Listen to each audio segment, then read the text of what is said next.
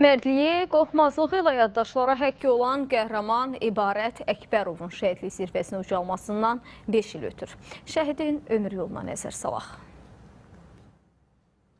İbarət Əkbərov 1993-cü ilin yazında Yardımlının Mirimli kəndində dünyaya gəlib. Məlikli kənd orta məktəbində oxuyarkən sadəliyi, mərdliyi ilə seçilib. Ailəsi sonralar Cəllabadın Göytəpə qəsəbəsinə köçüb və İbarət təhsilini buradakı tam orta məktəbdə davam etdirib. Həqiqi hərbi xidmət dövründən sonra təsərrüfat işlərində valideynlərinə dəstək olan İbarət yenidən ön xəttdə xidmət etmək üçün Müdafiə Nazirliyinə müraciət edib. 2019-cu ildən İbarət Əkbərov müddətdən artıq həqiqi hərbi xidmətə başlayıb. O, vətən müharibəsi zamanı ön cəbhədə olub. Füzuli uğrunda gedən döyüşlərdə mərdliklə vuruşub.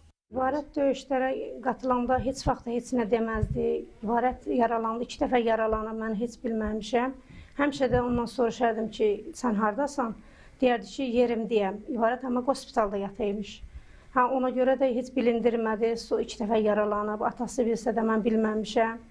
Azından heç olmasa gedib onu görərdi. Yəni görə də bilmədi. İbarət 2 dənə balasını qoyub gedib. Allah İbarətin yerin, bütün şəhidlərimizin yerin cənnət eləsin.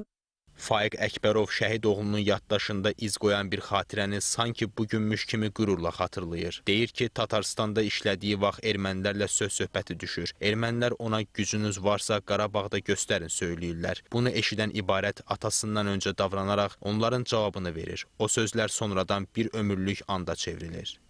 Mən onda biraz yaşlı idim, o mənim oğlumdur, cavandır məndən. O məndən önə atılaraq İbarət Əkbərov və onlara dedi ki, neyinə, vaxt gələr, atam yox, mən sizin cavabınızı verərəm və torpaqlarımızı azad eləyərik.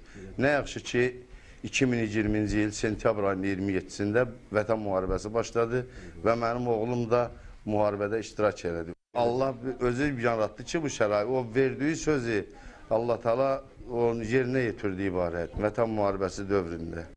İbarət Əkbərov sentyabrın 28-də yaralanıb, amma geri çəkilməyib. Əksinə, döyüş meydanını tərk etmədən hərbiçi yoldaşlarına dayaq olub. İbarət Əkbərovun igidliyi, əzmkarlığı Ohanyan səddinin yarılmasında da böyük rol oynayıb. Oktyabrın 2-sində yenidən yaralanıb hospitala gətirilsə də 5 gün sonra sağalmadan könüllü şəkildə yenidən döyüşlərə qayıdıb. Oktyabrın 12-sində Füzuli döyüşlərində odlu silah yarasından şəhidlik zirvəsinə ucalıb. 2 il xidmət eləmişik. Allah onun şəhidlərimizə rəhmət eləsin.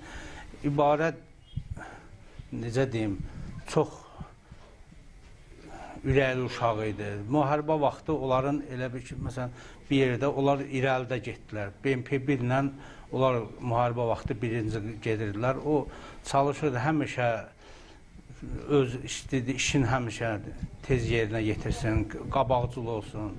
İbarət Əkbərov ölümündən sonra vətən uğrunda Füzulinin azad olunmasına görə, igidliyə görə medalları və vətənə xidmətə görə ordeni ilə təltif edilib. Yaşadığı Göytəpə qəsəbəsində əsas küçələrdən biri onun adına əbədiləşdirilib.